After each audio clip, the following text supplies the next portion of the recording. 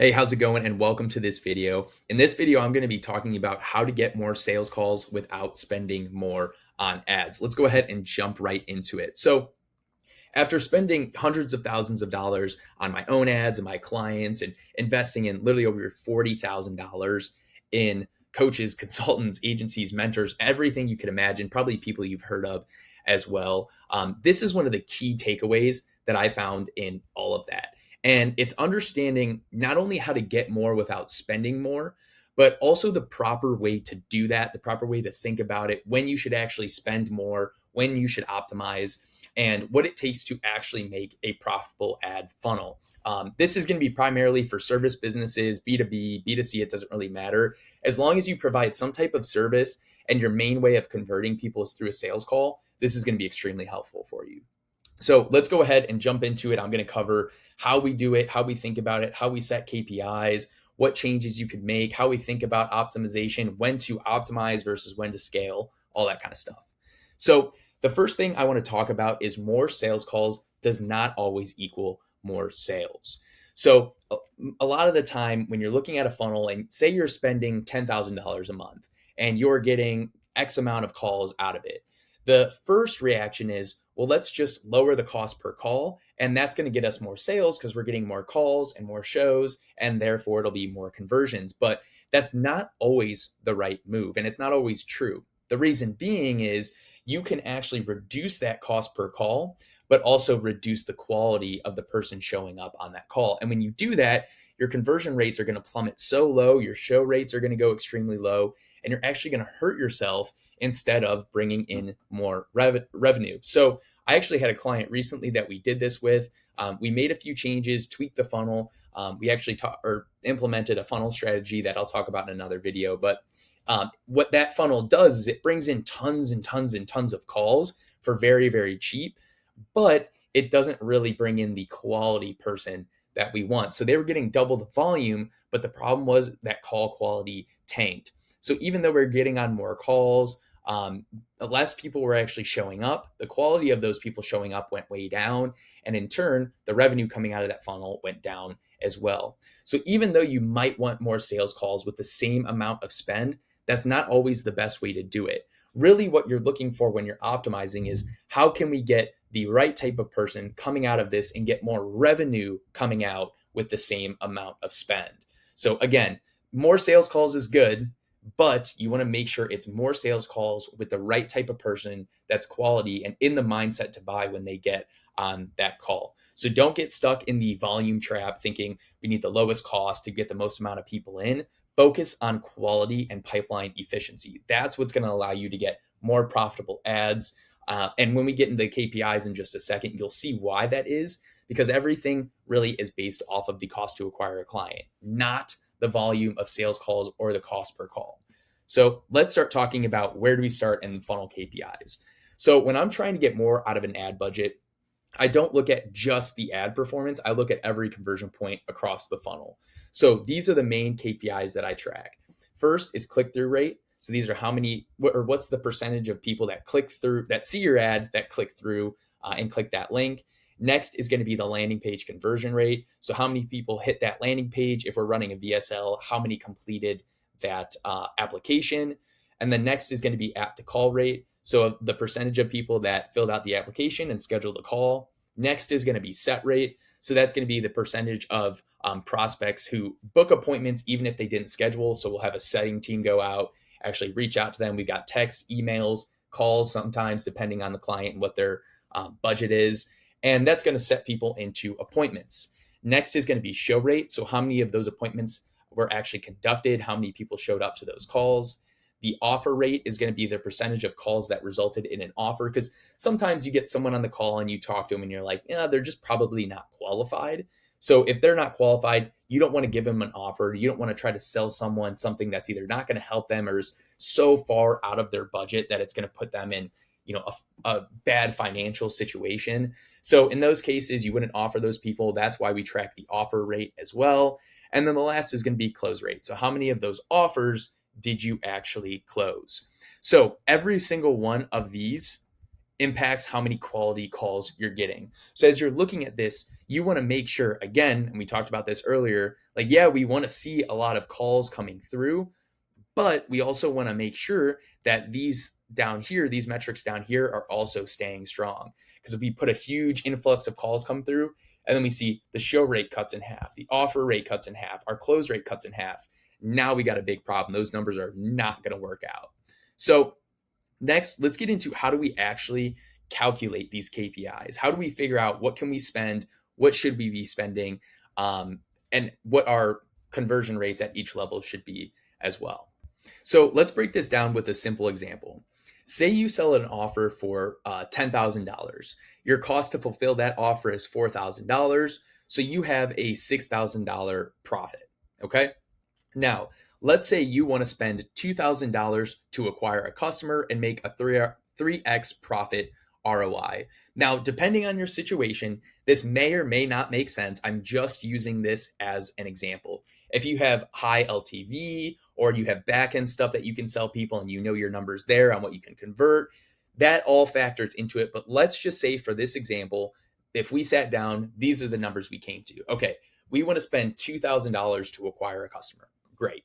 So now what we do is we actually work backwards from there because everything should be based off of this cost to acquire a customer. That's why I said earlier, even if you get a bunch of sales calls coming in for super cheap, it doesn't really matter. What really matters is, does that cost to acquire a customer fall into the range that we want? So in this case, we'll say it's $2,000. So from here, we work backwards. Now, let's say your close rate is 20%. That means you need to generate 5 qualified offers for every sale that you make. So your cost per qualified offer is going to be $400 because $400 times 5 is going to be $2,000, and that's the target cost to acquire a customer.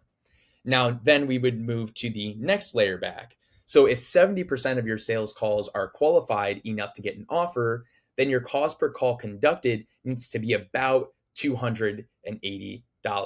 Again, we took the 400, 70%, 280. Now, if your show rate is 50%, your cost per call booked needs to be about $140.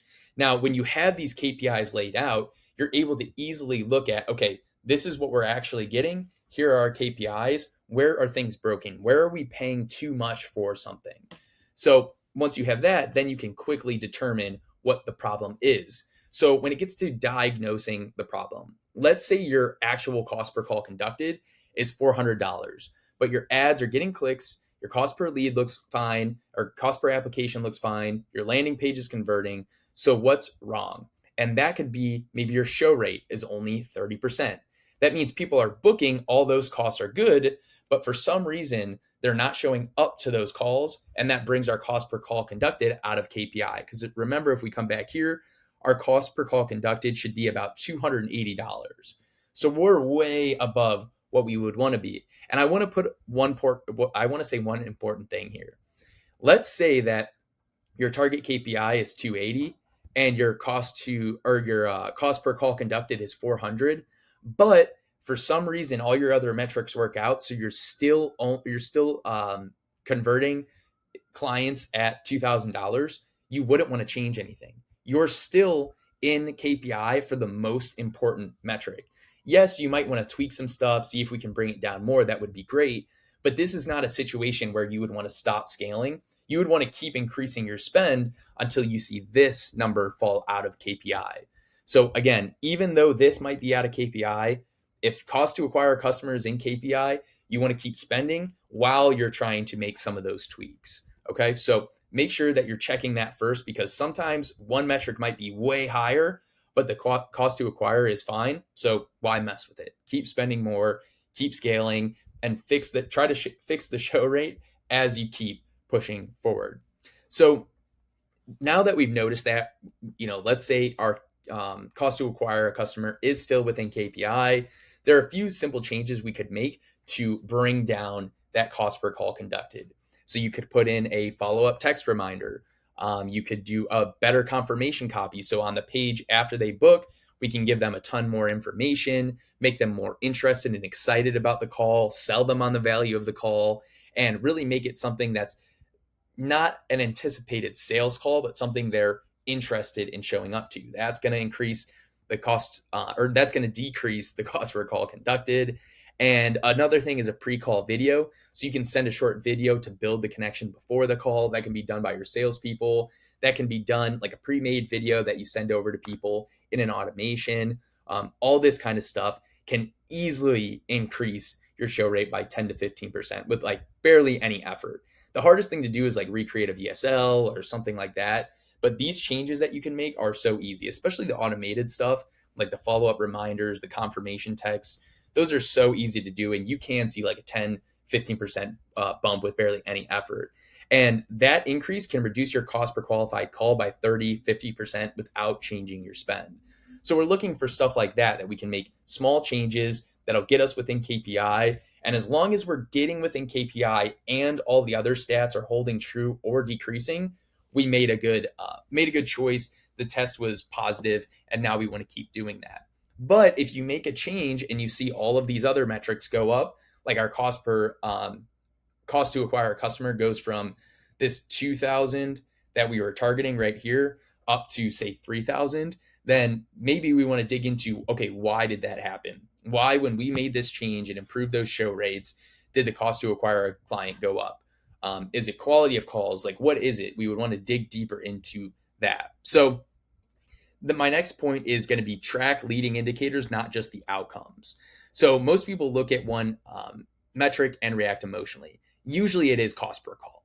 They're going to say, oh my gosh, these costs are so high. Why are we paying $300 for a call? And they want to shut down the ads the second it gets to that point. But they don't actually know why they're shutting down the ads. It's more of an emotional reaction than a logical one. Because, yeah, maybe you are spending, say, $300 on a call, but your cost per call conducted is 500. You're converting at 33%. Your cost to acquire is 1,500 bucks, and you have like $8,000 in profit. Why would you turn that off? Who cares if you're spending $300? You just made a ton of profit off of $1,500 invested to acquire a client. So make sure that you're not getting emotional and you're tracking these leading indicators, not just the outcomes. So that being said, look at things like click to opt in, apply to book, book to show. Like, these are the conversion rates that we want to be looking at and making sure that we actually fix the bottleneck, not just treating symptoms or reacting emotionally. We want to be super logical about this. And it is hard when you're spending tons of money every single day. But if you do it properly, you can obviously make ads extremely profitable. So another thing I want to talk about is KPI ranges, not static numbers. So don't be super rigid with your KPIs. Set kind of like a range of worst, like intolerable or worst, medium, or like kind of what we're aiming for, and then great. So great would be like, hey, if we hit this, spend all of the money. Like, spend as much money as humanly possible, as quickly as possible. Because as you spend more, your numbers are, your KPIs are going to get more expensive. So if you're spending, say, $10,000 in a month, and your target cost to acquire a customer is like $3,000, and you're acquiring people for like $1,000, you want to spend way more money, because that means you can spend more money, you can handle an increase in cost to acquire, and you're still going to be profitable. Next level down is going to be target. So that's what you're aiming for. So like I said, if your cost to acquire a customer, the target is 3,000 and you're at 1,000, that's kind of where you start to see the range of like, okay, this is where we can be somewhere in this range and still be okay. And then the worst case would be like if your cost to acquire a customer hits like 6,000, then you're going to want to kill those ads, maybe start a new campaign, try to figure out what is going on in that funnel. Maybe if you can diagnose where the problem is, maybe it's the show rates, like 10% or 20%, something like that. You can make that tweak, and that's going to improve the results. And then once you improve those results, you get it back within KPI, or you're at the target, then you'll want to start spending more again. So make sure you use it logically, unemotionally, and you're not going off of gut feelings. You're actually looking at the numbers. So the final takeaway, the core idea is, if you want to get more sales calls without spending more on ads, you need to optimize your pipeline, not your traffic. A huge thing I think a lot of people focus on is the traffic, the ad. And that is important, obviously, but there's so many other metrics. Like, if we look at this, how many of these metrics back here are actually have anything to do with the ad. It's only click-through rate. Now, I will say a hard thing to identify is if you're spending money on an ad that has a really good click-through rate, all these metrics look great, but then your offer rate is super low. That typically means that you're bringing in the wrong type of person with ads. And I would say this is probably the hardest one to catch. But the best way to handle that is just figuring out, okay, do we have the right questions on the application? Are we just letting everyone in? Or are we filtering out based on certain criteria? Is there something weird in our messaging that is attracting the wrong type of person? Maybe you work with experienced business owners, like people who are at least $1 million a month, but you're bringing in people who make like 10,000 a month. That could be because your ads are saying things like, hey, get your first 5 clients. Like someone who's doing $1 million a month isn't going to respond to that. So that's why you need to sometimes check and say, hey, is our ad bringing in the right person? But again, you're just looking at these metrics. Again, like if you see all of this looks great, but our offer rate is super low and our close rate is super low, or we might be bringing in the wrong people on the ads, have the wrong messaging. So coming down here to the bottom again, the final takeaways, know your numbers, reverse engineer from CAC so you can figure out what your KPI should be, track every conversion point, monitor each step, do not miss any data, make sure it's all accurate, look for quick wins, so things like show rate or app to call drop off that you can fix quickly, and optimize based on logic, not emotion. When you do that, scaling gets a lot easier and way more profitable because you know what to actually change when things are really going wrong, when things are going great, and what to do next. So make sure you're tracking your metrics, and this is how you're going to get more calls with the same amount of spend.